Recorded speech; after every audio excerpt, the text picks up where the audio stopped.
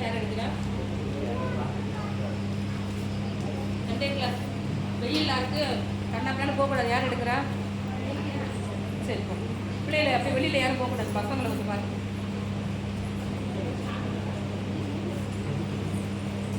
ஜெப குறிப்பு யாரும் வாங்கலைன்னா வாங்கிக்கிங்க. தம்பி கிங்ஸ்லி, தம்பி அழைச்சு தம்பி பாப்பாவா அழைச்சு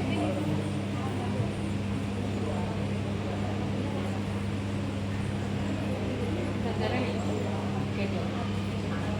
அம்மா வந்து வேமா பையன் தானே போங்க. தம்பிகளை புரியா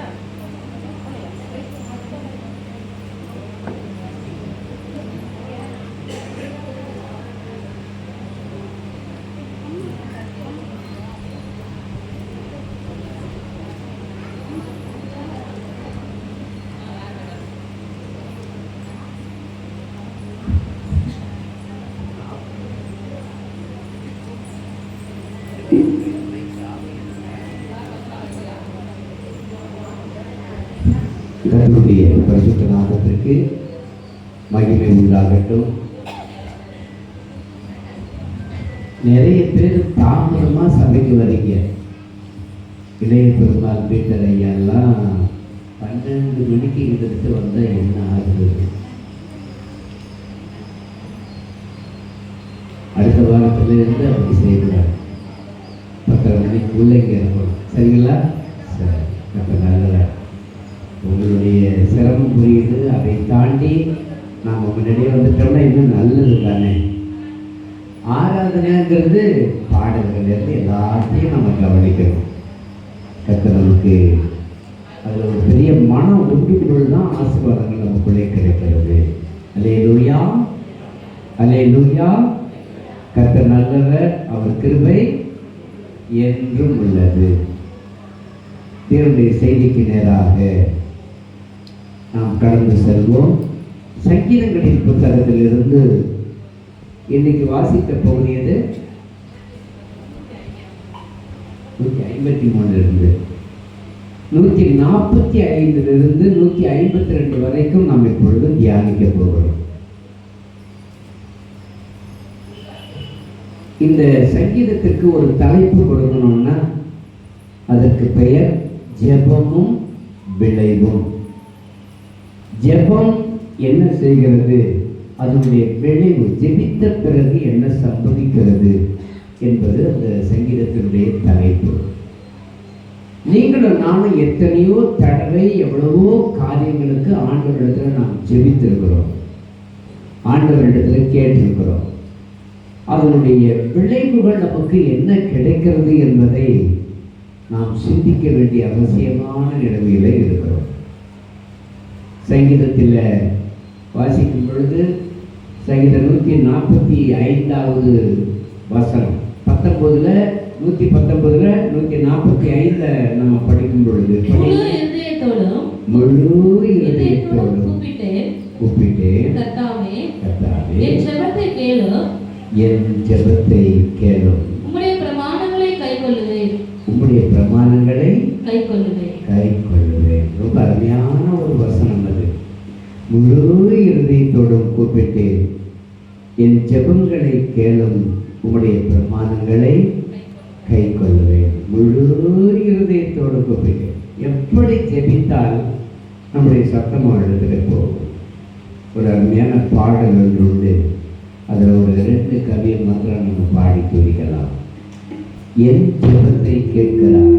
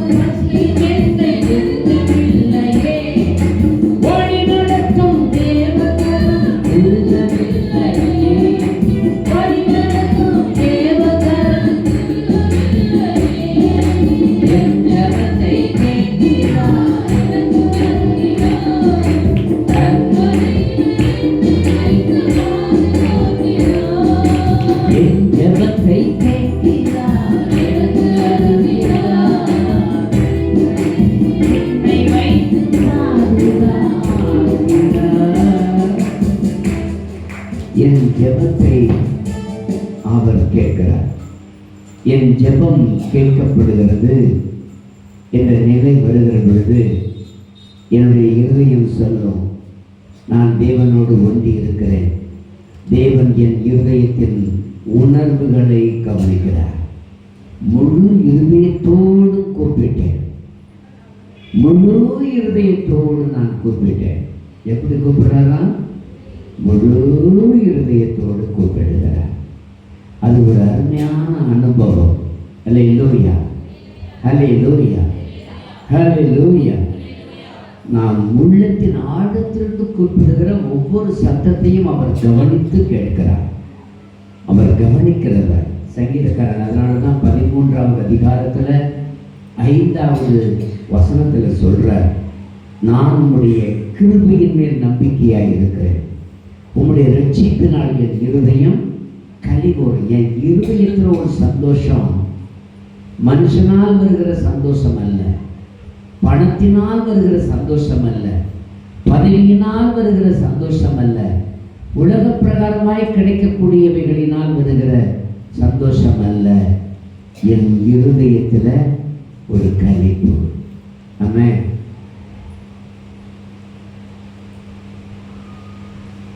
என்னுடைய தங்கை வீட்டில் போனீங்கன்னா ஒரு 10-15 பூனைகள் இருக்குது. 1-2 கிடையாது. நாங்கள் எங்கள் வீட்டில் நாங்கள் சின்ன பிள்ளையா இருக்கும் பொழுது பூனை வளர்த்தோம், நாயை வளர்த்தோம். 2 ஒன்றாவே நிற்கும். இவங்க வீட்டில் ஒரு 10-15 பூனை. அந்த பூனை வந்துச்சுன்னா எனக்கு எதுவுமே புரிய மாட்டேங்குது. ஆனால் அதுக்கு தெரியும், பேரை சொல்லி கூப்பிடுறது. அது அந்த கத்துன உடனே இதுக்கு தெரியுது, பசிக்குதா, இது நான் பால் எடுத்துட்டு வரேன்னு கொடுக்குறாங்க. பல சமயங்களில் நம்ம யோசிப்போம், அதுங்களுடைய உள் உணர்வும் என் தங்கையினுடைய உள் உணர்வும் ஒன்றரை கலந்து இருக்கிறதுனால தானே அதனுடைய உணர்வுகள் புரியுது. அது வளர்ப்பு. ஆனால் நம்முடைய தேவன் நம்மை இந்த பெயரோடு, இந்த நிலைமையில், இந்த இடத்துல இப்படிப்பட்ட செயலில் வாழணும், வளரணும் அப்படிங்கிறத அறிந்திருக்கிறார். அல்லேலூயா. அவர் தெரிந்து தான் இந்த இடத்துல ஒரு பிள்ளையா கொடுக்கிறார். அந்த பிள்ளைகளுடைய வளர்ச்சியிலேயே ஆண்டவருடைய நோக்கம்லாம் என்ன செய்யும்? கவனமா பார்க்கும். அல்லேலூயா. கவனமா பார்க்கும். நமக்கு ஒரு எண்ணம் என்னன்னா, எனக்கு இந்த வயசு ஆயிடுச்சு, ஆண்டவர் என்ன போய் எங்க கவனிக்க போறார்? சின்ன பிள்ளைகள் தானே கவனிப்பார். ஆண்டவருக்கு ஒரு நாள்ங்கிறது எவ்வளவு நாள் தெரியுமா உங்களுக்கு? 1000 வருஷம் ஆண்டவருக்கு ஒரு நாள். இந்த கொசு வருத, அந்த கொசுவுக்கு கூட சொல்றாங்க ஒரு நாள் தான் அதுக்கு உயிரம். அப்போ ஒரு நாள் தான் அதுக்கு உயிரினா அந்த ஒரு நாள் அதுக்கு போறதே பெரும்பாடு. அதுக்குள்ள சாப்பிடணும், அதுக்குள்ள பறக்கணும். அப்படியே உலா வந்துச்சுன்னா ரஞ்சிதா நல்லா குண்டா இருக்கு, ரஞ்சிதாவை கடிச்சா நிறைய ரத்தம் கிடைக்கும், கொஞ்சம் கடிச்சு தான் பார்ப்போமேன்னு கடிச்சு பார்ப்போம். அதே மாதிரி அதை விட நம்மளெல்லாம் கடிச்சதுன்னா, புஷ்பாவை கடிச்சதுன்னா எலும்பு தான். ஐயோ ஐயோ, குத்துனா பல்லு உடஞ்சிச்ச, எலும்பு எங்கே பார்த்தாலும் இருக்கு. அதுலேயே சாப்பிடணும், அதுலேயே பறக்கணும், அதுலேயே அங்கங்கே போகணும். அதுக்கு அந்த ஒரு நாளுக்கு ரொம்ப பெருசு. சில சமயத்தில் என் உடம்புலாம் ரத்தம் அதிகம், சுகர் இருக்கிறதுனால ரொம்ப டேஸ்ட்டாக சாப்பிடும். என்ன இந்த வலி வலிக்குதுன்னு சொல்லிட்டு ஒரு அடி அடிச்சுன்னா அது செத்தே போடும். அது ஆயுசு பாதிலே போய் நமக்கு ஒரு ஆயுசு நாட்கள் அதிகபட்சமே எவ்வளோதான்? 60 வருஷம், 70 வருஷம், 80 வருஷம். இப்போல்லாம் 40 வயசுலேயே பொசுன்னு போயிடுது. அவ்வளோ கெமிக்கல் உடம்புல ஏறி போயிருக்கு. ஆனால் நம்ம அதுக்கு பெருசாக தெரியுது. ஆனால் நம்ம படித்த தெய்வத்துக்கு ஒரு நாள் 1000 வருஷம். அப்போ அவருக்கு உங்களையும் என்னையும் பார்க்குறப்ப என்னவா தான் தோணும்? ஒரு கொசு மாதிரி தான் தோணும். ஒரு கொசுவை பார்க்கும்போது சில சமயத்தில் கொசுவை அடித்து கீழே கிடந்துச்சுன்னா துடிக்கும்.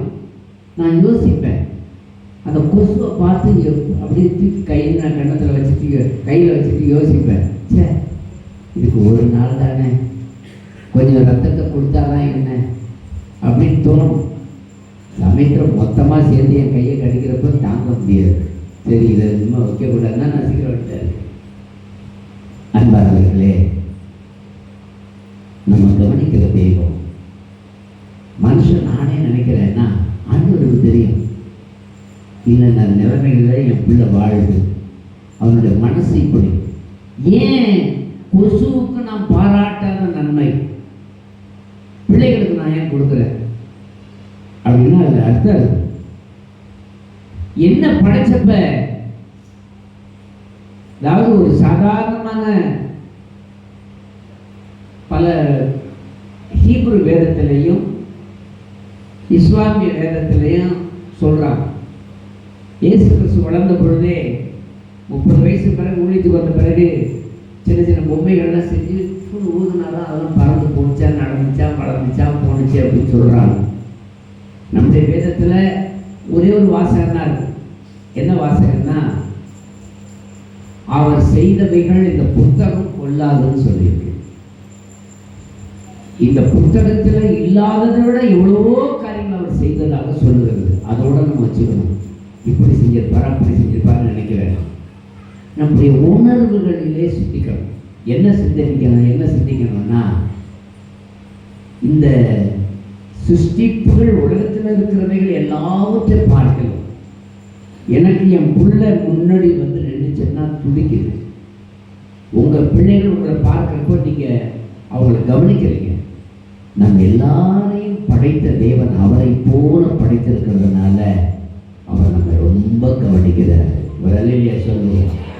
நமக்காகவே எல்லாவற்றையும் செய்கிற தேவன், நமக்காக எல்லாவற்றையும் கொடுக்கிறவர். அவர் நமக்கு இருதயத்தில் கொடுக்கிற களிப்பு இருக்கிற ரட்சிப்பு என்கிற களிப்பு, அந்த களிப்புக்கு இணையா உலகத்துல எதுவுமே சொல்ல முடியாதுங்க. ஒரு அல்லேலூயா சொல்லுங்க பார்ப்போம். அதனால தான் இந்த பாட்டு கூட சொல்லுது, என் ஜெபத்தை கேட்கிறார், எனக்கு அருள்கிறார்.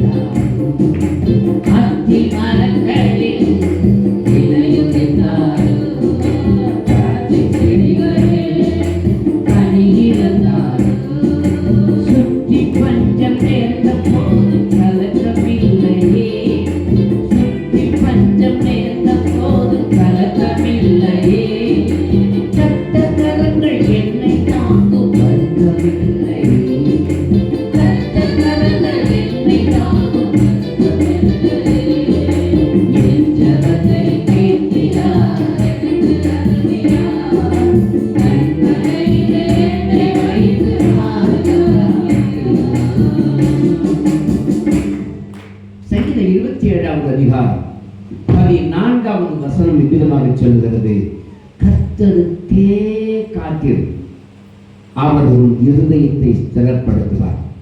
திடமனதாய் இருந்து கர்த்தருக்கே காத்திரு.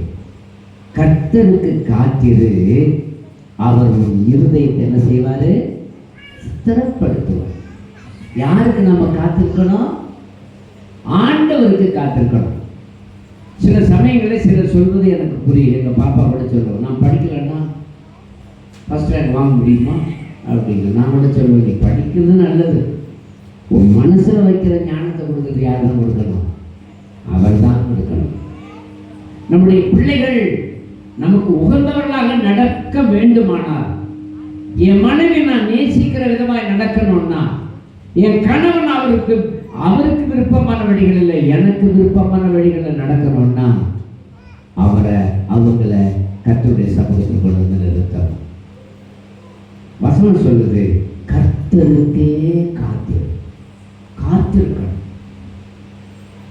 எப்படி ஜெபிக்கணும்? ஜெபம் பண்ணும் பொழுது நம்ம ஒரு பிரச்சனையை சொல்றோம், இந்த காரியம் எனக்கு வேணும், ஆண்டவர்கிட்ட கேட்கணும். அந்த காரியம் நடக்கிறதுக்காக நீங்களும் நான் என்ன செய்யணுமா? காத்திருக்கணும். சொல்லியாச்சு, பதில் வர்றதுக்காக நம்ம காத்திருக்கணும்.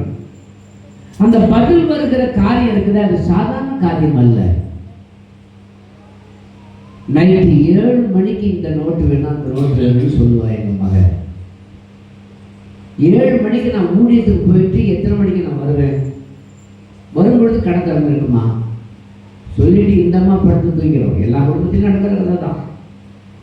ஆனால் அந்த அந்த மாலை 7 மணிக்கு எனக்கு கிடைச்ச தகவல், சொல்லப்பட்ட தகவல், நான் போய் கடையில் வாங்கணும். அடுத்து இன்னொரு எனக்கு முக்கியமான ஒரு ஊழியருக்கும் அங்கே போய் ஆகணும். ஆனால் இவங்க சொல்லிட்டு இவங்க போய் காசு எனக்கெல்லாம் கொடுக்கல. ஆனால் ஒரு கதை சொல்லுவாப்புல, 2 பணம் இருக்குன்னு தரேன், அந்த பணம்லாம் எப்படி விதத்தில் என்னிட்டு சொல்லிட்டாங்களா என்னன்னு தெரியல. அந்த மாதிரி நல்லது அவங்க அம்மா கிட்டேருந்து எடுக்கிறாங்களா ஆண்டவர் தான் தெரியும். ஆனால் நாங்கள் போயிட்டு போகிறப்பவே வாங்கி பெட்டியில் எடுத்து வச்சுக்கிட்டு அது கடை எங்கே இருக்கோ தேடி போய் வாங்கி ஊழியத்துக்கு போயிட்டு வந்துட்டேன்னா அந்த நேரத்துக்கு தேவைன்னா நைட்டு 12 மணி இருந்தாலும் கேட்பாங்க, இல்லைன்னா காலையில் கேட்பாங்க, நோட்டு என்ன ஆச்சு, இது இருக்குது எடுத்துக்கோ. அதுக்கு ஒரு தேங்க்ஸ் கூட வராது, ஒரு நன்றி சொல்லல் கூட வராது. ரொம்ப நன்றிப்பா அப்படி சொல்ல வரணும்னு நினைக்கிறீங்களா? வராது. ஏன் வாங்கி கொடுக்க வேண்டியது யாருடைய கடமை? ஏன் கடமை? சொல்றது என்னுடைய கடமை. மேலே உள்ளவர் அதை அந்த சரியான நேரத்தில் கொடுப்பது அவருடைய விருப்பம், அவருடைய செயல், கடமை. நம்ம கேட்கணும், ஆண்டவரிடத்தில் சொல்லணும், காத்திருக்கணும். வசனம் 112 7வது வசனம் சொல்லுது சங்கீதத்தில், துர்ச்செய்தி கேட்கிறதுனால் பயப்படாது. அது எங்கப்பா நடக்க போகுது? உனக்கெல்லாம் நடக்காது. அந்த துர்ச்செய்தி வரும், ஆனால் அதை குறித்து என்ன செய்யக்கூடாது? கவலைப்படக்கூடாது, அதை குறித்து வருத்தப்படக்கூடாது. இது எனக்கு நடக்கும், இது எனக்கு வாய்க்கும், அதை நான் விசுவாசிக்க ஆரம்பிக்கும் பொழுது அற்புதம் நடக்கும். ஒரு அலையிலே சொல்லுங்க பார்ப்போம். அதுல 112 7 பிற்பகுதி சொல்லுது, அவன் இருதயம் நம்பி, வசனம் என்ன சொல்லுது? அவன் இருதயம் கர்த்தரை நம்பி திடனாய். அப்ப அவர்கிட்ட நான் சொல்லிட்டேன், எனக்கு கிடைச்சுதான் ஆகும். அதுல நான் என்னுடைய நம்பிக்கை எப்படி இருக்கணும்? அசைக்க முடியாததா இருக்கணும். ஒரு அலையிலே சொல்லுங்க பார்ப்போம். நான் சொல்றத சொல்லிட்டேன், செய்ய வேண்டியது அவருடைய கடமை.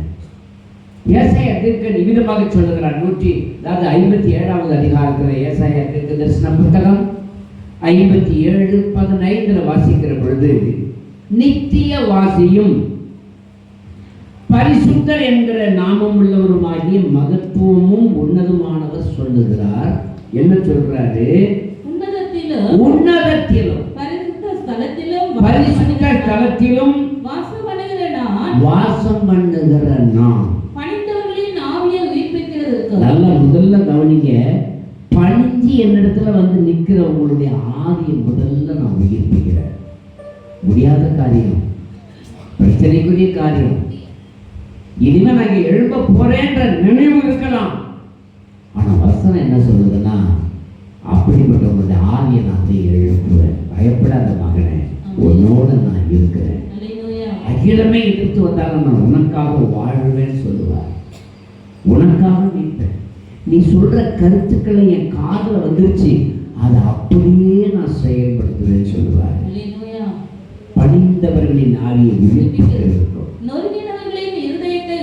நொறுங்கி போய் கிடக்கு. அந்த இருதயம் நொறுங்குகிற அந்த ஒரு சமயத்துலதான் என்ன நடக்குது? அந்த மரத்துல தொங்கலாமா? இந்த விஷத்தை பிடிக்கலாமா? அதை செய்யலாமா இதை செய்யலாமா, உயிரை தெறிக்கக்கூடிய அளவுக்கு நொறுங்குதல் வருகிற பொழுது மனிதன் மரித்து விடுகிறான். இருதயத்தில் ஒரு சோர்வும் திருப்தி இல்லாத வாழ்க்கை நடக்கும் பொழுது, அல்லது எனக்கு நான் என்னுடைய மனதில் இருக்கிற பாரங்களை எல்லாம் நான் வேறு பக்கமாக திருப்பணும் அப்படின்ற ஒரு நினைவு எனக்குள்ள வருகிற பொழுது வேறு ஏதாவது ஒரு காரியத்தை நான் திரும்புகிறேன். அது இடம் கொடுக்கக்கூடாது. வாசிக்கிறேன். நொறுங்கொண்டு பணிந்த ஆவி உள்ளவர்களிடத்திலே வாசம் பண்ணுகிறேன். நான் வாசம் பண்றேன். வேற யாருக்கிட்டையும் நான் வாசம் பண்ணல. நொறுங்கி போய் இது நடக்குமா, நான் பிழைப்பேனா, நான் வாழ்வேனான்னு நினைக்கிற அந்த சமயத்தில் ஆண்டவர் சொல்லுவார், நான் இருக்கிறேன்னு சொல்லுவார். உங்களை பார்த்து சொல்கிறாரு, உன் இருதயத்தில் கவலை வேணாம், உன்னை உருவாக்கின தேவன், தாயின் கருவாய் உருவாவதற்கு முன்னதாக முன்னறிந்த தேவன், நான் உன்னோடு கூட வாசம் பண்ணுகிறேன். கரங்களை தட்டி அல்லேலூயா, அல்லேலூயா, அல்லேலூயா. பல பல புதிய விதமான செய்திகளும் புதிய விதமான செய்திகளும் உருவாவது இருதயம் நொறுக்கப்படும் பொழுது நம்முடைய கவனங்களை எந்த திசையில திருப்புறமோ அங்க முழு மனதோடு வெற்றி கிடைக்கும். இனிமேல் நான் பிழைக்க முடியாது நினைக்கிறப்ப, இனிமேல் நான் வாழ முடியாது நினைக்கிறப்ப கயிறை பார்க்குறோம், தூக்கில் தொங்குறோம், அது நடந்து முடிவு போய்டும்.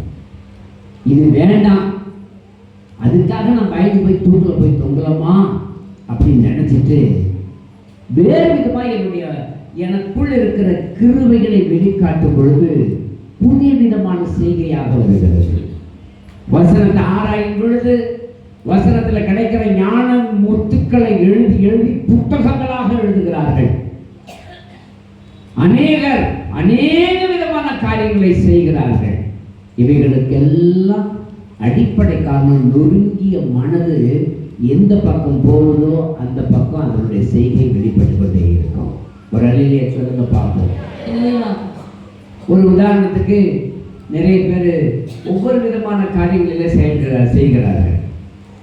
ரொம்ப மனசை ஊண்டி நிற்கும் பொழுது நிறைய பாடல்கள், அருமையான நிறைய பரிசுத்தவான்கள் நிறைய பாடல்களை எழுதுகிறார்கள். நிறைய பாடல்கள், அற்புதமான பாடல்கள். ஒரு அருமையான தேவனுடைய மனுஷனை தெரியும், உங்களுக்கும் தெரியும், பார்த்துருப்பீங்க. கோம்சா, அவர் பேர் என்ன, 2 கையும் இயங்காது, காலும் இயங்காது, எல்லாம் சூழி ஒரே ஒரு கை மட்டும்தான் லேசா இயங்கும். ரீகன். அவர் பாடல்கள்லாம் என்ன அழகா பாட்டு எழுதியிருக்கிறாரு. ஒரு பாட்டு எழுதியிருக்கிறாரு, சரி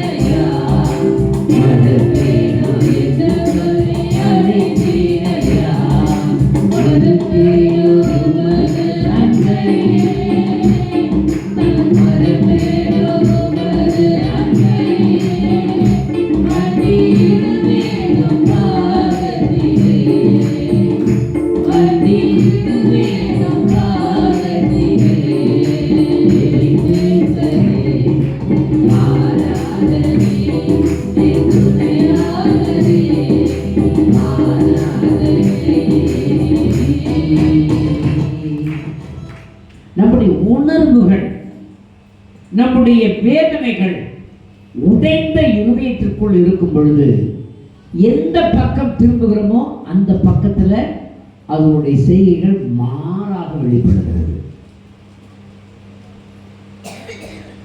பிளாட்டினத்தை அந்த அணு துகள்னு சொல்றாங்க, அது மட்டும் ரொம்ப செறிவுள்ளதான். அந்த பிளாட்டின துகளை கடைசியா ரெண்டா உடைச்சோம்னா பிரீதமான சக்தி, உனக்குள் இருக்கிற தோல்வியான எண்ணங்களும் செயல்களும் உன்னை உடைக்கும் பொழுது அபரிதமான ஒரு சக்தி வரும். அது அழிவுக்குள்ளேயும் போகும், ஒரு புதிய விதமான தாக்கமாகவும் மாறும். எதிலையும் சோர்ந்து போகாம நம்முடைய சக்தியை எடுத்து மற்றவர்கள் மத்தியில் அதை பயன்படுத்த வேண்டும். கரங்களை தட்டி ஆண்டவருக்கு நன்றி சொல்லுங்க. அல்லேலூயா.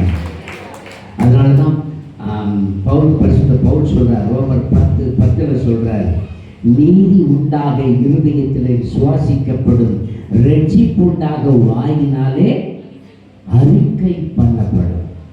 நீதி உண்டாக இருதயத்துல நீ விசுவாசிக்க ஆரம்பிச்சின்னா அது அறிக்கைய வெளியில வரும் பொழுது அது உருவகப்படுத்த ஆரம்பிக்கிறது. இரண்டாவது, எப்படி ஜெபித்தால் அதுக்கு பதில் கிடைக்கும் நான் சொல்லியிருக்கேன். எப்படி, அதாவது என்ன ஜெபிக்கணும், என்ன ஜெபித்தால். 146வது வசனம் சொல்லுது, அந்த படிங்க வசனத்தை.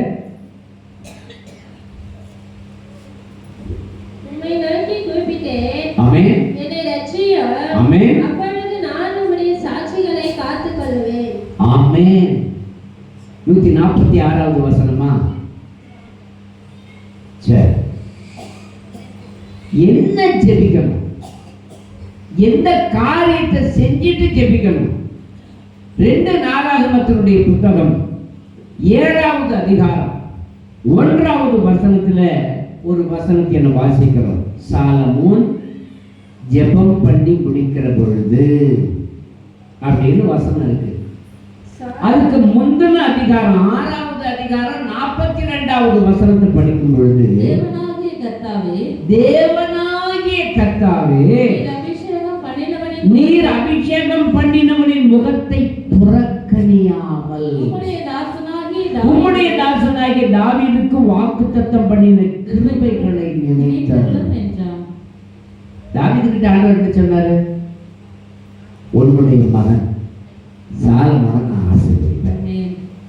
உன்னுடைய மகன் சாலமோனை கொண்டு இந்த தேசத்தினுடைய தலையெழுத்தை மாற்றுவேன்.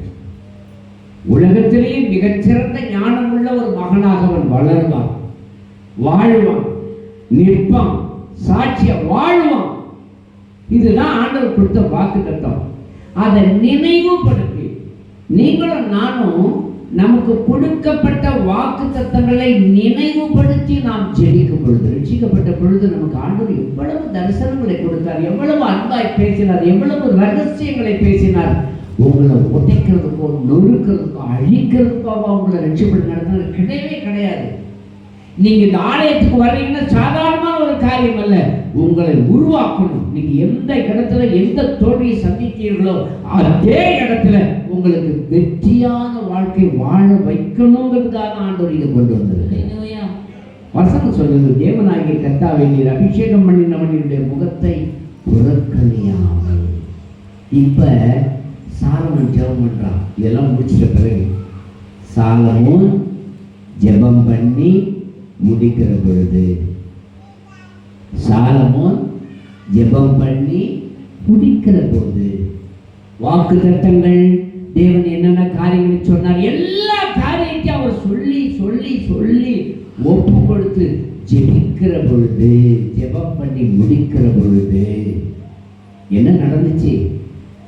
அக்கினி வானத்திலிருந்து இறங்கி சர்வாங்க தகன பலிகளையும் மற்ற பலிகளையும் பட்சித்தது. கர்த்தருடைய மகிமையும் ஆலயத்தை நிரப்பியது. ஆமென், ஆமென், அல்லேலூயா, அல்லேலூயா. உனக்காக தேவன் வைத்திருக்கிற ஆசீர்வாதங்கள் இருக்கிறது. அந்த ஆசீர்வாதங்கள் இந்த உலகத்திலேயே இல்லைன்னாலும் பரவாயில்ல, தேவன் வானத்திலிருந்து உனக்கு கொடுக்க போதுமானவர். நீ சாதாரணமான மனுஷன் அல்ல.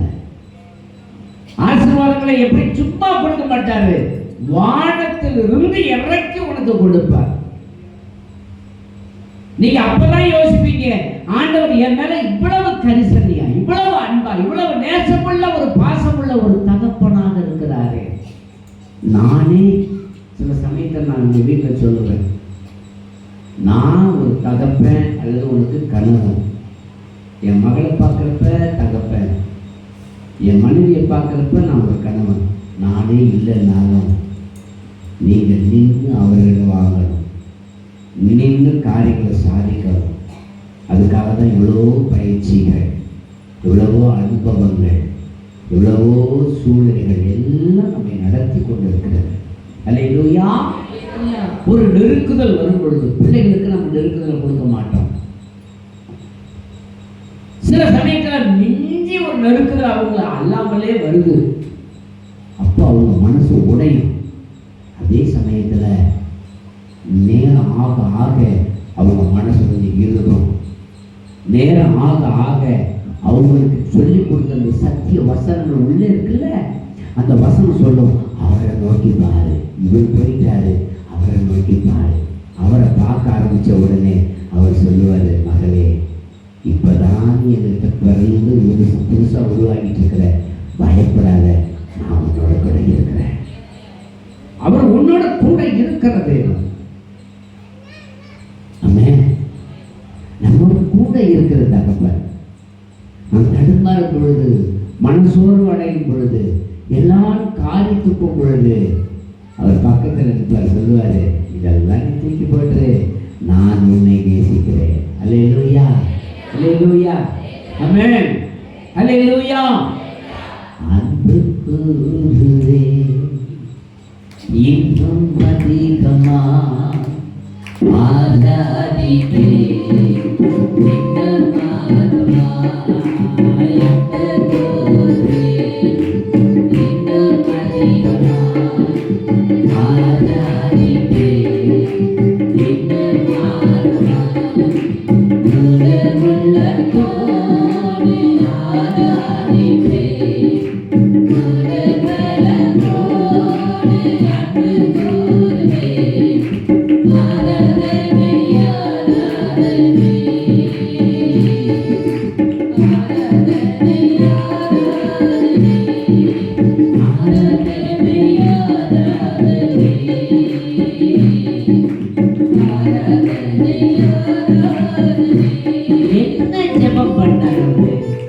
என்ன ஜெபம் பண்ணாரு? உங்களுடைய கிருபைகளை கொடுங்க, உங்களுடைய வாக்குத்தத்தங்களை நிறைவேற்றுங்க, உங்களுடைய சித்தத்தை இங்க செய்யுங்க. இதை நம்ம ஜெபிக்கிறோமா? ஆனா நம்ம ஆண்டவருக்கு கட்டளை கொடுக்குறோம். எப்ப சொல்லலாம்? பிறந்து வளர்ந்த சின்ன பிள்ளையா இருக்கிறப்ப கட்டளை கொடுக்கலாம். நான் போய் ஆண்டவருக்கு போய் கட்டளை கொடுக்க முடியுமா? ஆண்டவரே நான் அதை செய்யணும், நாளைக்கு காலையில் எனக்கு வேணும்னு கேட்கணும், அதை நான் கேட்கலாம், சொல்லலாம். கட்டளையை சொல்ல முடியாது. கட்டளையை சொன்னோம்னா அது பதில் இருக்காது. ஏன்னா நான் வளர்ந்துட்டேன், நான் அவருடைய வேலைக்காரன். அவரிடத்துல நான் என்ன கேட்கணும், என்ன செய்யணும், எப்படி அவரிடத்துல உறவாடணுன்றதுக்கு சில காரியங்களை எனக்கு கற்றுக் கொடுத்திருக்கிறார். அந்த அனுபவங்களை நாம் பயன்படுத்தும் பொழுதுதான் அற்புதம் நடக்கும். அந்த அனுபவங்களை நாம் பயன்படுத்தாம இருந்தா என்னால வெற்றியான வாழ்க்கை வாழ முடியாது. இந்த அம்மா எனக்கு கட்டளை கொடுக்கலாம், நான் போய் அவருக்கு கட்டளை கொடுக்க முடியாது. அல்லேலூயா. அவர் ஒன்றும் தெரியாதவங்க கேட்கலாம், எல்லாம் தெரிஞ்சவங்க தகுதியா தான் கேட்கணும், அவருடைய விருப்பம் அறிஞ்சுதான் கேட்கணும். அப்படி கேட்கும் பொழுது காரியங்களை கர்த்தர் செய்வார். சாலமன் சின்ன பிள்ளையா இருக்கும் பொழுது அவங்க அப்பா அம்மா கேட்டிருப்பான். சாலமன் வளர்ந்து ஒரு அரியணை ஏறினதுக்கு பிறகு அவன் கேட்கிறான். ஒரு சமயத்தில் அவன் கேட்கிறான். என்ன கேட்கிறான்? ஆண்டவத்தில் கேட்கிறான். ஆண்டவர் சொல்றாரு, நீ இவ்வளவா என்ன நேசிச்சுட்ட, ஆலயத்தை கட்டிட்ட, எல்லா ஆசிரியப்பு கூடாது எல்லாத்தையும் நிறைவேற்றிட்ட, எல்லாத்தையும் செஞ்சுட்ட, இப்போ எல்லாமே நடந்து போச்சு, வழியில் ஆயிரக்கணக்கில் லட்சக்கணக்கில் செலுத்தி இருக்கிற, என் மனசு ரொம்ப குழந்திருக்குது. சாலமோன், நான் உனக்கு என்ன செய்யணும்? அப்போ சாலமோன் சொன்னான், தெளிவாக கேட்டான். என்ன வார்த்தையை கேட்டான்? இந்த ஜனங்களை ஆளுகிறதற்கேற்ற ஞானத்தை தாரும். அதை விட இன்னும் என்ன கேட்டுக்கலாம்? ஆண்டவரே, நீங்கள் என்னை நேசிக்கிறீங்க, அது போதும்பான்னு சொல்லியிருந்தாங்கன்னா ஆண்டவர் அதுக்கேற்ற ஞானத்தை கொடுத்துருப்பாரு. ஆனால் உலக பிரகாரமான எல்லாவற்றையும் மெயின்டெனன்ஸ் பண்ணக்கூடிய ஞானத்தை கொடுத்தாரு. அவனுடைய இருதயம் மனநெற்றிமை அடைந்து பின்னாடி நாட்களில் வீணா போயிட்டான். அது அடுத்த காரியம். ஆனால் அவன் ஜெபிக்கிற ஜெபங்களுக்கு பதில் வந்தது. அதுதான் நமக்கு முக்கியம். ஒரு அல்லேலூயா சொல்லுங்க பார்ப்போம். என்ன ஜெபித்தார்? எங்களை அங்கீகரியும், எங்களை ஆசீர்வதியும். மூன்றாவதாக எவ்வளவு நேரம் ஜெபித்தார்? எவ்வளவு நேரம் ஜெபித்தார்? 147, 148, 149 படிங்க பார்ப்போம். வசனம் 147. அதிகாலையில் நான் எழுந்து சத்தமிட்டேன், உம்முடைய வசனத்திற்கு காத்திருக்கிறேன். உமது வசனத்தை தியானிக்கும்படி குறித்த ஜாமங்களுக்கு முன்னே என் கண்கள் விழித்துக் கொள்ளும். உம்முடைய கிருபையின்படி என் சத்தத்தை கேளும். கர்த்தாவே, உம்முடைய நியாயத்தின்படி என்னை உயிர்ப்பியும். ஆமென். எவ்வளவு நேரம் ஜெபிக்கிறது? ஆண்டவரிடத்துல ஜெபிக்கிற ஜெபம் எவ்வளவு நேரம் இருக்கணும்? யோபினுடைய புத்தகத்துல 15வது அதிகாரம் 4வது வசனம் சொல்லுது, நீ பயபக்தி வீண் என்று சொல்லி தேவனுக்கு முன்பாக ஜெப தியானத்தை குறைய பண்ணுகிறேன்.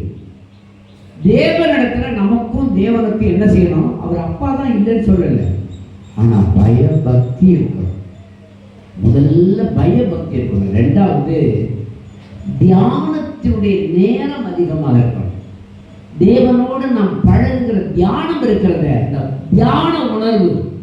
சில காரியங்களில் அப்படியே மெடிடேஷன் உட்கார்ந்து அப்படியே நம்ம சிந்திக்கிறோம் பாருங்க. சில காரியங்கள் அந்த சிந்தனையின் நேரம் அதிகமாக இருக்கணும். அந்த சிந்தனை எதை குறித்து இருக்கும்னா தேவனுடைய சமூகத்தில் நிற்கவும், தேவனிடத்தில் கற்றுக்கொள்ள வேண்டிய காரியங்களை, தேவ தியானத்தை அந்த இடத்துல கொண்டு வந்து நிறுத்தணும்.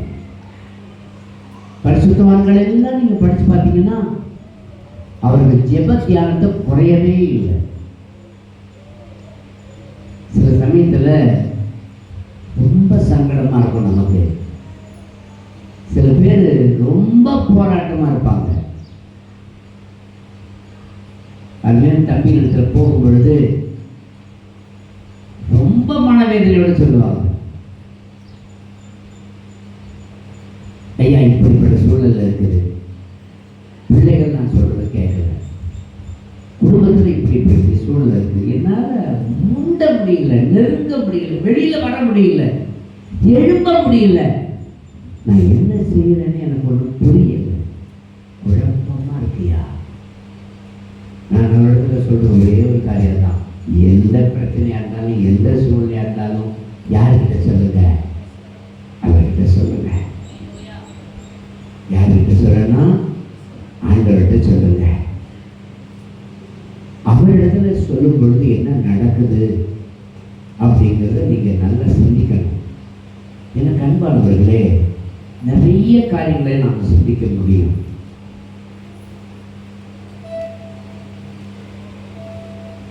நெகேமியாவுக்கு எழுதின புத்தகத்தை நீங்க திருப்பிக் கொள்ளுங்க. நெகேமியா ராஜா அரண்மனையிலே இருந்தார். 1வது அதிகாரம்.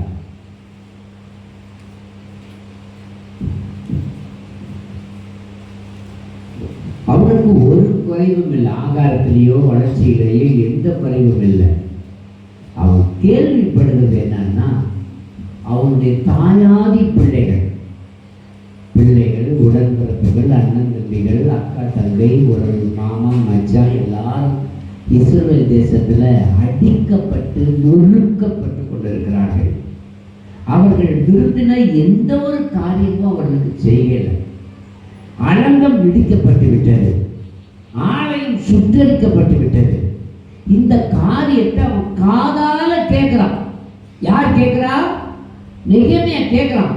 அது காதுல கேட்ட பிறகு அவனால என்ன செய்ய முடியல? நிம்மதியா இருக்க முடியல, சந்தோஷமா இருக்க முடியல, மனம் உடையுது, நொறுங்குது. அந்த வசனத்தை படிக்கும் பொழுதுதான் தெரியும். அதற்கு அவன்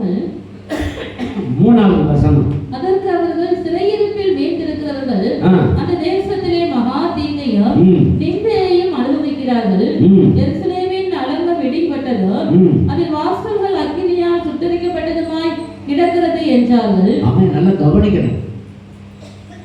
நான் நினைக்கிற மாதிரி பிள்ளைகள் இல்லை, நான் நினைக்கிற மாதிரி என் மாமா வச்ச உறவு இல்லை, நான் நினைக்கிற மாதிரி இவர்கள் இல்லை அவர்கள் இல்லை, எல்லாருமே வித்தியாசமா பாதிக்கப்பட்டு கொண்டு இருக்கிறார்கள். நான் என்ன செய்வேன்? அப்ப அதை யாருக்கிட்ட சொல்லணும்? அந்த பிரச்சனையை யாருக்கிட்ட சொல்லணும்? தேவன்கிட்ட சொல்லணும். இவன் உடைந்து அழுது 4வது வசனத்தை நீங்க படிக்கும் இந்த பொழுது, வார்த்தைகளை கேட்டபோது இந்த வார்த்தைகளை நான் கேட்ட பொழுது நான் உட்கார்ந்து அழுது சில நாளாய் துக்கித்து உபவாசித்து மன்றாடி பரலோகத்தின் தேவனை நோக்கி. அப்ப என்ன பண்ணிருக்காங்க? தனியாளு சில நாளாய் துக்கித்தான், மனசு உடைஞ்சு நொறுங்கி போயிருக்கும், உபவாசித்தான், மன்றாடினான், பரலோகத்தின் தேவனை நோக்கினான். எவ்வளவு நாள்? சில நாள்னா அது கணக்கே இல்லை. அவ்வளோ நாள் அவன் அழுது இருக்கிறான், ஜெபித்து இருக்கிறான், உபவாசம் போட்டிருக்கிறான், வேதனைப்பட்டிருக்கிறான். நமக்கு பிரச்சனை வரும் பொழுது நான் செய்ய வேண்டியது தேவனோடு ஒன்றரை கலக்கணும், தேவனுடைய சமூகத்தில் என் பிரச்சனையை சொல்லணும். அதில் ஆண்டவர் சில ஞானங்களை கொடுத்து இப்படி நீ நட, இந்த காரியங்களை நான் ஜெயிக்க வைப்பேன்னு சொல்லுவார். அதை நம்ம விசுவாசித்து செய்யணும். கரங்களை தட்டி அல்லேலூயா. 6வது வசனத்தினுடைய கடைசி பகுதியில் அவன் சொல்றான், நானும் என் தகப்பன் வீட்டாரு ஆ. பாவம் செய்தோம். நானும் என் தகப்பன் வீட்டாரும் என்ன செய்தோம்? பாவம் செய்தோம். பாவம் செய்தோம். என்ன அருமையான வார்த்தை! அங்க அவங்க அடிபட்டு இருக்கிறாங்க, இவன் சொல்றான் நானும் தப்பு செஞ்சேன், என்னை சார்ந்தவர்களும் தப்பு செய்கிறாங்க. என்ன தப்பு? நாங்கள் ஜெப நேரத்தை குறைய பண்ணிவிட்டோம், தேவனோடு இருக்கிற ஐக்கியத்தை இழந்து விட்டோம், தேவனுக்கு பிரியமில்லாதவர்களாக என்னோட வாழ்க்கை அமைந்து விட்டது. ஆண்டவரே இதை மன்னிக்கணும்னு கண்ணீர் விட்டு கதறி அழுதான் பாருங்க. அந்த ஜெபத்துக்கு உடனே பதில் வந்ததுங்க. ஹல்லேலூயா. இதை கவனிச்சுக்கிட்டு இருந்த ராஜா கேட்குறான், ஏன் உன் முகம் தூக்கமா இருக்கு? இல்லையே, நல்லா இருக்கேன் ராஜா. இல்லை, உன் முகம் தூக்கமா இருக்கு, நீ ரொம்ப கண்ணீரோட நிற்கிற. அப்ப இவன் எல்லாத்தையும் சொல்றான். சொன்ன உடனே சொல்றாரு, நீயே போய் என்ன செய்ய? அலங்கத்தை கட்டு, எருசலேமினுடைய இடிந்து போனவைகளை சீர்படுத்து, உங்கள் மக்களுக்கு செய்ய வேண்டிய கடமைகளை செய், நான் பணம் தருகிறேன், நான் உன் தேவைகளை சந்திக்கிறேன், ஆட்களை அனுப்புகிறேன், அடுத்த நாட்டு ராஜாவிற்கு கடிதம் கொடுக்கிறேன். இவைகள் எல்லாவற்றையும் அவன் செய்து நடத்துகிறான். இதற்கெல்லாம் அடிப்படை காரணம் அவன் துக்க முகமாய் இருந்ததுதான். உங்க பிரச்சனைகளை முதலாவது தேவனிடத்திலையும் இரண்டாவது உங்களுடைய ஊழிய காலத்திலையும் சொல்லும் பொழுது அவைகளை நாங்கள் அவரிடத்தில் திரும்ப திரும்ப சொல்லுவோம். பதில் உங்களுக்கு எப்படி வரும்? ஆசீர்வாதமான பதில். ஹல்லேலூயா. ஒரு அல்லேலூயா சொல்லுங்கப்பா. ஹல்லேலூயா. எவ்வளவு நேரம்? சில நாள், அதுக்கு 30 நாளும் சொல்லலாம், 40 நாளும் சொல்லலாம், 50 நாளும் சொல்லலாம். ஆனா இவன் சில நாளா உபவாசம் போட்டான், ஜெபித்தான், அழுதான். நீங்க இந்த 2 காரியத்தையும் செய்றியா? தியானம் பண்றியா? ஆண்டவரிடத்துல உன் பிரச்சனையை சொல்றியா? உன் வேதனைகளை சொல்றியா? எதிர்காலத்தை நான் எப்படி அமைச்சுக்கணும்னு கேட்கறியா? நீ கேட்டீங்கன்னா பதில் கிடைக்கும். சங்கீதக்காரர் 65 1 சொல்றான், தேவனே சீயோனில் உமக்காக துதியானது அமைந்து காத்திருக்கிறது, பொருத்தனை உமக்கு செலுத்தப்படும். 2வது வசனம், ஜெபத்தை கேட்கிறவரே மாம்சமான யாவரும் உங்களிடத்துல வருவார்கள். மாம்சமான யாரா இருந்தாலும் உங்களிடத்துல வருவாங்க. அன்பார்களே, ஆண்டவர் உங்களுடைய ஜெபத்தை தள்ளவே மாட்டார். நல்லா கவனிக்க. சில சமயத்துல இவ்வளவு நாள் கழிச்சு தான் செய்யணும்னு அவர் பிளானிங் பண்ணியிருந்தா, அப்படி செஞ்சாதான் நல்லதுன்னா அது வரைக்கும் நீ பொறுமையா காத்துரு. எவ்வளவு நேரம் ஆனாலும் என்ன. அல்லேலூயா. ஹல்லேலூயா. பல விதத்துல பலவிதமான நெருக்கங்கள் நமக்குள்ளே வரும். அவைகள் எல்லாவற்றையும் கர்த்தருக்குள் நாம் மகிமைப்படுத்தும் பொழுது அதையே ஆண்டவர் நமக்கு கிருபையா கொடுக்க ஆரம்பிச்சிருவார். ஒரு அல்லேலூயா சொல்லுங்க பாப்போம். ஹல்லேலூயா. அல்லேலூயா. ஹல்லேலூயா. சகோதரர் நட்ராஜ் முதலியார்னு ஒருத்தர் இருந்தார். அவர் நிறைய பாடல்களை எழுதியிருக்கிறார். அதுல ஒரு பாடல், ஏன் என்று கேட்க உரிமை இல்லையே, எதையும் தாங்கும் போர் இதயம் தார். ரொம்ப அருமையான பாடல். ஏன்னு ஆண்டவர்கிட்ட கேள்வி கேட்க முடியாது. ஆனால் ஒன்று, ஆண்டவரே இந்த பிரச்சனையை உங்களுடைய சமூகத்தில் வைக்கிறேன்னு நான் கேட்கலாம். இந்த போராட்டத்தை உங்களுடைய கரங்களில் கொடுக்குறேன்னு நான் சொல்லலாம். ஆண்டவரே இதை இப்படிலாம் நீங்கள் செய்யணும்னு நான் சொல்லலாம். ஆண்டவர் அதுக்கு கண்டிப்பாக பரிசீலித்து அதற்கு தக்க பதில்களையும் அவர் கொடுப்பார். ஒரு அருமையான பாடல், ஒரே ஒரு அடி மாத்திரம் பாடலாம். ஏனென்று கேட்க உரிமை இல்லையே, எதையும் தாங்கும் இதயம் தாரும், இதயம் தாரும்.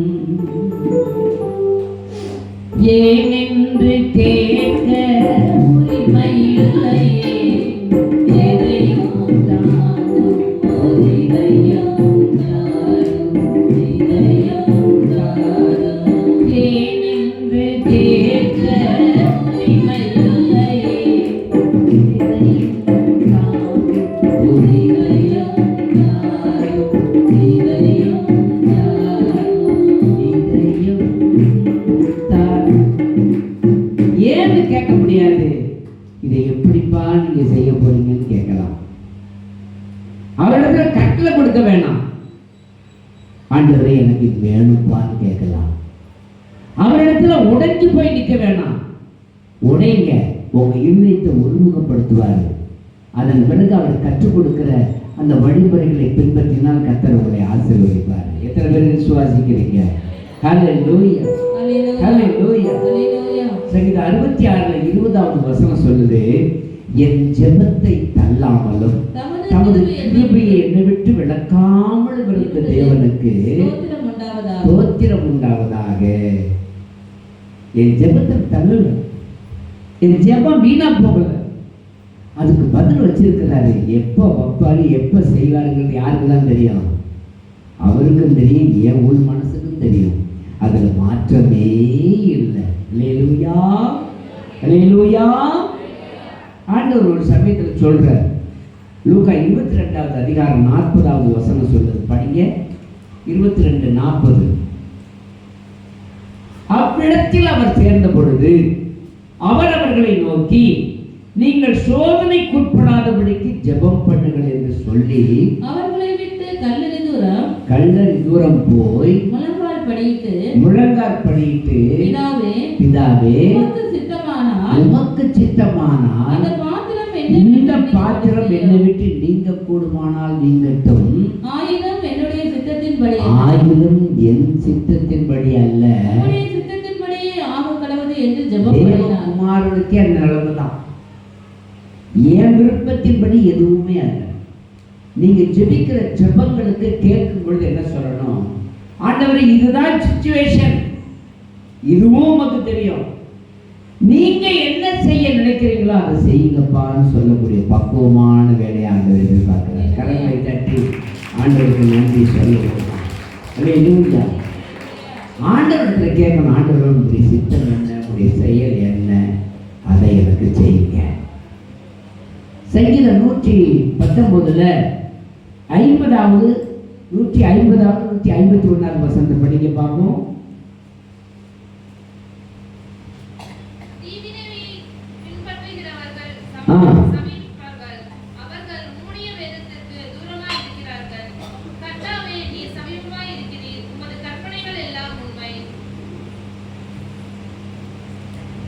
எனக்கு அன்பானவர்களே, தீவினையை பின்பற்றுகிறவர்கள் சமீபித்திருக்கிறார்கள், அவர்கள் நம்முடைய வேதத்துக்கு தூரமாய் இருக்கிறார்கள். கர்த்தாவே, கர்த்தாவே நீ சமீபமாய் இருக்கிறீர், சமீபமாய் இருக்கிறீர், உமது கற்பனைகள் எல்லாம் உண்மை. ஆமென். நீர் உம்முடைய சாட்சிகளை என்றென்றைக்கும் நிற்க ஸ்தாபித்தீர் என்பதை அவைகளால் நான் நெடுநாளாய் அறிந்திருக்கிறேன். ஒரு அல்லேலூயா சொல்லுங்க. அர்த்தம் என்ன தெரியுமா? தீவினையை பின்பற்றுகிறவர்கள், உங்களுக்கு எதிரணையாய் ஒரு பிரச்சனையை உருவாக்க ஒரு ஆள் கிளம்பிட்டான்னு வச்சுக்கோங்க, பக்கத்து வீட்டுக்காரனோ எதிர் வீட்டுக்காரனோ உங்களை அழிக்கிறதுக்கு மேல வர்றான். அப்படி முன்னாடி வருகிறவனுடைய அந்த செயல்களை எல்லாம் அவர் என்ன செய்வார் தெரியுமா உங்களுக்கு? அவன் கிட்ட ஒரு பக்கத்துல வந்து அவர் அப்படியே உனக்கு அவன் இன்னொரு பக்கத்துல இருந்து ஆண்டவர் வந்து அவன் பக்கத்துல வந்து நிற்பார். ஒரு அழிவியை சொல்லுங்க பார்ப்போம். அர்த்தம் புரியுதா? என்ன அழிக்கணும்னு ஒரு கூட்டம் இங்க வந்து நிக்குதுன்னா அவன் அங்கிருந்து வந்து இங்க நிக்கிறதுக்கு முன்னாடி யாருக்கு முன்னாடி நிற்பாங்களா? ஆண்டவர் வந்து நிற்பாரா? அதுதான் ரொம்ப முக்கியம். நீங்களும் நானும் சோர்ந்து போய் நான் இப்படியே போயிடுறேன்னா அவன் என்னை அழிச்சிடும். அதை விட என்ன பக்கத்துல எனக்கு இவ்வளவு பிரச்சனை வந்துருச்சு, அந்த பிரச்சனையை ஆண்டவர் இதுக்கு முன்னால தானே செஞ்சாரு, இப்ப என் வாயால கட்டளையை பெற்று அந்த காரியத்தை செய்ய விரும்புறாரு. நான் சோர்ந்து போய் நிக்கிற அந்த வேலையில என் பக்கத்துல கர்த்தர் வந்து நிக்கிறாருங்கிறத புரிஞ்சுக்கிட்டு ஆண்டவரே இப்படி என்ன சோர்வுக்குள்ளாக்குற அந்த அசுத்தாவை தொடர்ந்துக்கு ஆண்டவரே சொன்னா அழிச்சே போடுவார். ஒரு அணிலே சொல்லுங்க பார்ப்போம். எப்பேற்பட்ட மந்திரம் இருக்கட்டும், தந்திரம் இருக்கட்டும், விரோதங்கள் இருக்கட்டும், இவைகள் எல்லாம் உங்களை பக்கத்திலே வர விட மாட்டார். ஏன்னா உங்க பக்கத்துல அதுக்கு முன்னாடியே வந்து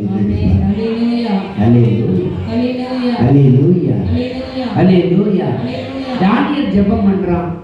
ஜெபம் பண்ணும் பொழுது ஆண்டவர் வந்து அந்த ஜெபம் பண்ண மனதை சாய்த்த அதே நேரத்துல ஆண்டவர் அந்த கட்டளை கொடுத்து மேலிருந்து கீழே இறக்கிட்டாரு. போய் என் பிள்ளை பக்கத்துல போய் நில்லு, நான் சொல்றதை போய் சொல்லிட்டாரு. அப்படிப்பட்ட தேவன் நம்முடைய தேவன். ஒரு அழிலே சொல்லுங்க பார்ப்போம்.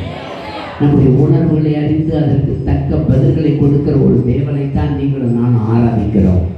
அவரை சரியாக பின்பற்றும் பொழுது அவர் சரியாகவே நம்மை நடத்தி ஆரம்பிச்சிருவார். அல்லேலூயா. தானியேல் ஜெபம் பண்றதுக்கு முன்னாடியே, ஸ்தோத்திரம் செலுத்துறதுக்கு முன்னாடி வந்து நிற்கிறவர் நம்முடைய தேவன் தான். நீங்களும் நானும் ஜெபிக்கிற ஜெபங்களுக்கு பதில் கொடுக்கிறதுக்காக பக்கத்திலே வந்து நிற்கிறாரு. நம்ம சோர்ந்து போகலாமா? சோர்ந்து போகக்கூடாது. ஒவ்வொருத்தருக்கும் ஒவ்வொரு விதமான பக்கங்கள் உண்டு. மகிழ்ச்சியின் தருணம் ஒவ்வொருவருக்கும் உண்டு. இன்னொரு பக்கத்துல தோல்வியின் பக்கம் உண்டு. மகிழ்ச்சியான பக்கத்துல நான் மட்டும்தான் மகிழ்வேன்.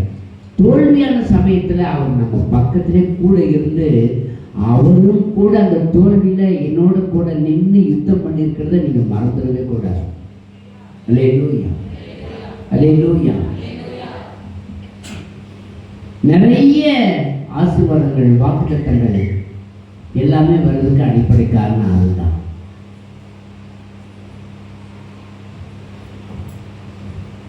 பலவிதமான கிருபைகள் வெளிப்படுகிறதற்கும் அடிப்படை காரணம் அதுதான். நிறைய தோல்வியும் போராட்டங்களும் உங்களை சந்திக்கிறது. அப்ப ஆண்டவர் அளவிட முடியாத கிருபைகளை உனக்கு கொடுப்பார். அந்த கிருபைகள் உனக்குள்ளே பல தாளந்துகளாக மாற ஆரம்பிக்கும். ஒரு அழிவியை சொல்லுங்க பார்ப்போம். என் தங்கச்சி நிறைய பாடல்களை எழுதியிருக்கிறாங்க. 3 தங்கச்சி உண்டு. எங்க அப்பா நிறைய பாடல்களை எழுதியிருக்கிறாங்க. நடுத்தங்கச்சி அப்படிப்பட்ட ஒரு இல்லை. கடைசி தங்கச்சி பாட்டு எழுதுந்தா சொல்றாங்க தெரியல, ஒரு 3 பேர் எழுதிவிட்டாங்க தெரியல. ஆனால் பெரிய தங்கச்சி நிறைய பாடல்கள் எழுதியிருக்கிறாங்க. நான் சும்மா இருக்கிற நேரத்தில் ஏதோ கத்துவேன்னு, ஏதோ ராகம் வருவேன். அது கத்துறதும் ராகம் வர்றதும் சாதாரணம். ஆனால் அதில் இருக்கிற கிருபை அடுத்தவங்க கேட்கும்போது தான் நமக்கு புரியும் எவ்வளவு பெரிய தாளம் இருக்குது. அல்லேலூயா. சில தனிமை, சில விதமான பாதிப்புகள், வேறு விதத்தில் நம்முடைய தாளங்களை வெளிப்படுத்த கற்று உதவி செய்கிறார். ஒரு அழிவியை சொல்லுங்க பார்ப்போம். உங்களுடைய பிரச்சனைகளை பார்க்கும் பொழுது நீங்க நினைப்பீங்க, இந்த பிரச்சனையோட நான் மட்டும்தான் உழந்துகிட்டு இருக்கிறேன். கிடையவே கிடையாது. அந்த பிரச்சனை கொண்டு வந்தது பிசாசு. ஆனா அதை முறியடிக்கிறதுக்கு உன் பக்கத்திலே ஆண்டவர் இருக்கிறார். நீ அவரை எங்க பயன்படுத்துற சொல்லு. பிரச்சனையை, போராட்டத்தை முறியடிக்கக்கூடிய வல்லமையை தருகிற தேவன் உன் பக்கத்திலே இருக்கிறார். அதை நீ மறந்து விடலாமா? மறப்பதற்கு அவர் ஒரு சாதாரண மனிதனா? நிச்சயமாக இல்லவே இல்லை. அவர் பதிலளிக்கிற ஒரு தேவன். ஒரு அழகிய சொல்லுங்க பாப்போம். அல்லேலூயா, அல்லேலூயா, அல்லேலூயா. அவர் உனக்காகவே நிற்கக்கூடிய ஒரு தேவன், உன்னை ஆசீர்வதிக்கும்படியாகவே வந்திருக்கிற ஒரு தேவன். ஒரு ஜெபங்களை பல விதத்துல புரியுங்க. தேவனோடு இருக்கிற நெருக்கமான சமயங்களை அதிகப்படுத்திக் கொள்ளுங்கள். தேவன் உங்களிலே வந்து உங்களுடைய ஆத்மாவோடு, உங்கள் ஆத்மாவிலே போர் செய்கிற பொல்லாப்பின் ஆவிகளை உடைக்கக்கூடியவராக உங்களுக்குள்ளே கொண்டு வர நீங்கள் தியானம் பண்ணுங்கள். அவரிடத்தில் உங்களுடைய ஆத்மாவிற்கு எல்லா ரகசியங்களை சொல்லுங்க. கர்த்தர் நிச்சயமாகவே ஆசீர்வதிப்பார். அதுல சந்தேகமே இல்லை. எத்தனை நம்புறீங்க? அதே முழங்கால் பண்ணிட்டு ஆண்டவர் நோக்கி ஒப்புக்கிடுங்க. வெயில் ஜாஸ்தி ஆயிடுச்சு. எவ்வளவு சீக்கிரம் முடிக்க வரீங்களோ அவ்வளவு சீக்கிரம் முடிக்கலாம். ஆண்டவர் உங்களை ஆசீர்வதித்து நடத்துவார். அதுல எல்லளவும் சந்தேகமே இல்லை. ஹல்லேலூயா, ஹல்லேலூயா. ரட்சகரே நாங்கள் துதிக்கிறோம், துதிக்கிறோம்.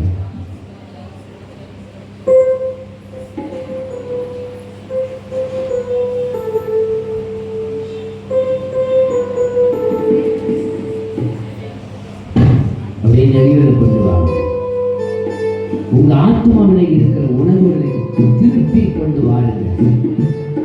உங்களை நேசிக்கிற தேவன் உங்க பக்கத்திலே நிற்கிறார். உங்களை எதிர்த்து அழிக்கும்படி வந்த அசுத்தாவிகளும் வருகிறது. அவங்க வரதுக்கு முன்னாடியே உங்க பக்கத்துல பாதுகாப்புக்கு நம்முடைய தேவன் வந்து விட்டார். அவரை பயன்படுத்துறதும் அவருடைய அவருடைய உங்க சிந்தனை, அவருடைய சிந்தனையோட நினைக்கிறதும் உங்களுடைய கையில தான் இருக்குது. எந்த விதத்துல நீங்கள் நஷ்டப்படுகிறீர்களோ அந்த நஷ்டத்தை எல்லாம் லாபமாய் மாற்றுகிற உங்களை உருவாக்கக்கூடிய தேவன் அவர். உங்களை உருமாற்றக்கூடிய தேவன் அவர். ஹல்லேலூயா, ஸ்தோத்திரம்.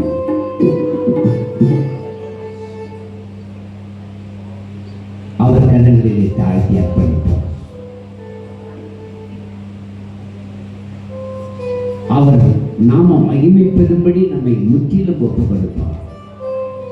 ஸ்தோத்திரம், ஸ்தோத்திரம். ஆண்டவரே உம்மை துதிக்கிறோம் தகப்பனே, உம்மை ஆராதிக்கிறோம் தகப்பனே.